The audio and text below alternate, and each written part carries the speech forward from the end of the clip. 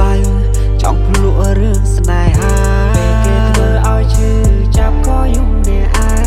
ងអោមេដងស្មងត្រូវគេបោកឲ្យឈឺអរ៉ាតែជ្រួជ្រើងរឿងស្នេហាហើយពេលមនុស្សស្មងត្រូវខូចចិត្តនាងឬជាស្នេហាដែលបោកប្រាំងឲ្យឈឺចាប់សាលែចង់ដឹងឮលែចង់ភ្លក់រឿងស្នេហាធ្វើឲ្យខ្ញុំឈឺចាប់ធ្វើឲ្យខ្ញុំឈឺចាប់ខ្លាំង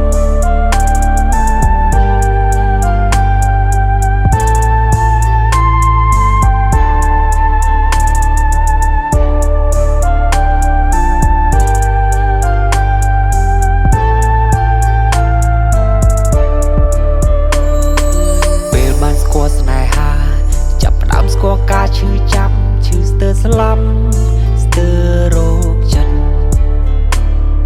ស្ដាយបេះដូងស្មោះប្រគល់ឲ្យមនុស្សក្បត់ផិត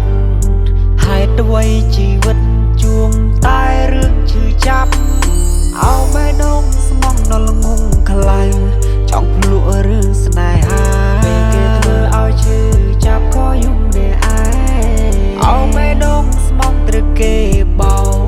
កឲ្យឈឺអរ៉ាតែជ្រួជ្រើងរឿងស្នេហាហើយពេលមនុស្សស្មងត្រូវខូចចិត្តនាងឬជាស្នេហាដែលបោកប្រាំងឲ្យឈឺចាប់សាលែចង់ដឹងឮ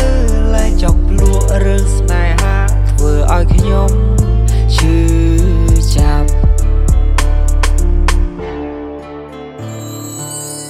ស្នេហាសម័យឥឡូវត្រឡប់ត្រលិនច្របូកច្របល់បេះដូ